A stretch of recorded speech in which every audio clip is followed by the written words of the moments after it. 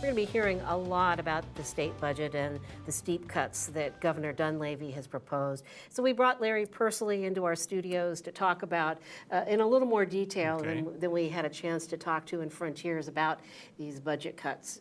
$1.6 billion is what's proposed. We've never seen anything like this before.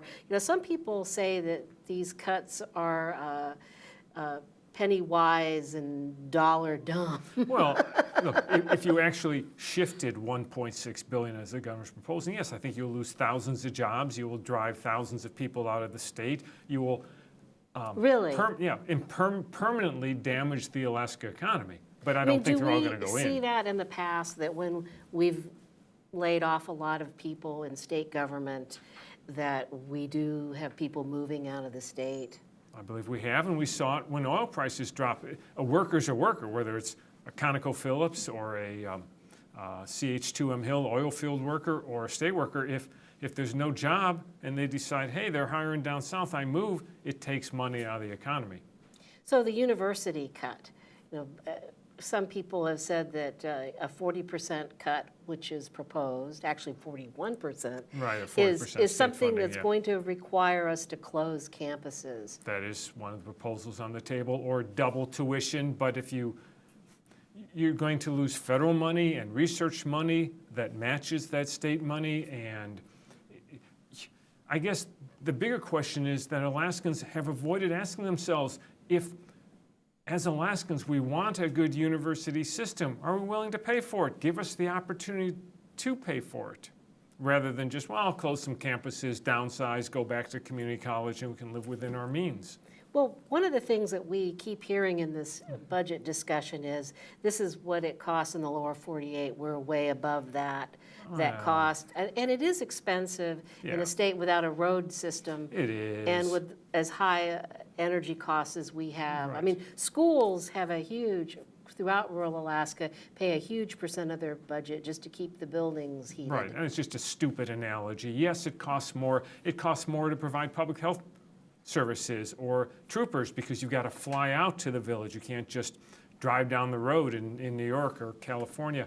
Yes, it just costs more to function, to live here, to heat, to run power plants, and to get services out to remote areas. So to say, well, the average lower 48, I guess it's a nice intellectual exercise to look at what it is. They have economies of scale, they're closer, but it's not a good way to make budget decisions, I don't think. But the governor has said that we have to have something that's sustainable. Sure, and his he's right. only way to make it sustainable is to have income match revenue, which fluctuates all the time. Right, so we have three revenue streams in the state budget. Generally, we have oil prices, can't do anything about that. We have permanent fund earnings, which we really can't do much about. That's invested in stocks, bonds, equities around and the those world. could crash too. They Right. could be volatile. So we have two big streams we cannot do anything about. And the third one's a trickle. It's taxes. You know, if you smoke a lot and drink a lot, you pay some state taxes. It's bad for your health. But other than that, you know, our motor fuel tax, lowest in the nation, hasn't changed since John F. Kennedy was president. The governor's right. This cannot continue. We need to balance revenue and expenses, but by taking new revenues off the table entirely, by not wanting to discuss anything other than the big fat dividend, you're left with the only thing he's saying we should change is expenses. Now, I've covered politics in Alaska, watched it through a number of administrations. And enjoyed that time, I'm sure. But, you know, we have always heard that we're coming to the edge of the fiscal cliff, Right. our savings are draining. Well, now we are really here. Yeah, well, Other than if we can tap some of the earnings. right, particularly if you say the dividend is off limits. I mean, there's a lot of money in the permanent fund. It spins off a lot of earnings. The legislature, for the last time, took a tremendous step by saying we're going to take a reasonable amount of earnings from the permanent fund every year, or money from the earnings account, and split it between dividends and public services. So if you start to use some of the permanent fund earnings, a reasonable amount, have a reasonable dividend, implement a reasonable level of taxes, we probably could live happily ever after. So when you say reasonable taxes, I mean, if you were like general manager of the universe, Yeah. what would you do?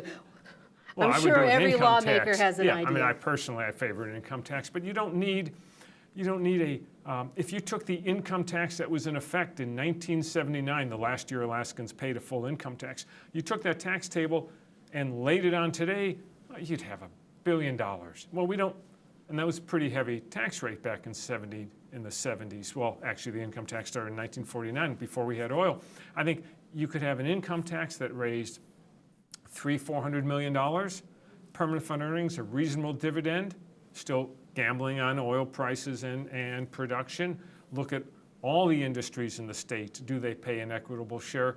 I think you could and then make some cuts. I don't deny that. You've got to reduce spending, not $1 billion plus. You could put together a package that I think would have a healthy future for Alaska. Now, you've worn a lot of hats over the years, worked because for I'm balding. two governors, no, 3 governors, Yes, actually, right. and you've worked in the House Finance Committee with Representative Mike Hawker, Right. who was finance chairman.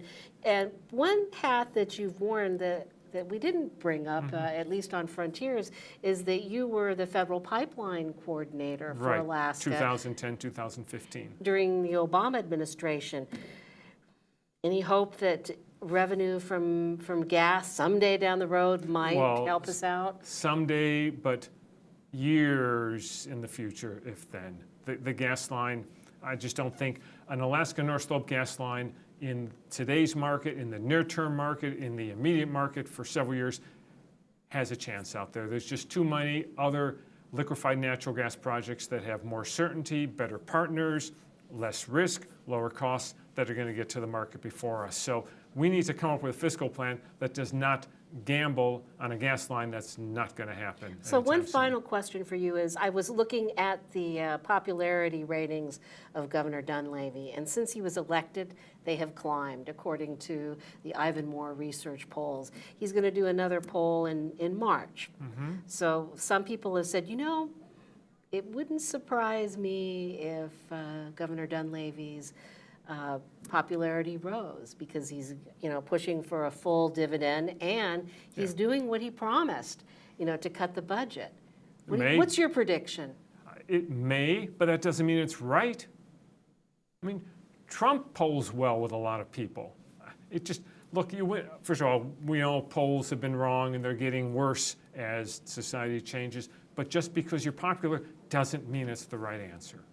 All right, well, we'll leave it there, but thanks very much, Larry Persily, for joining us.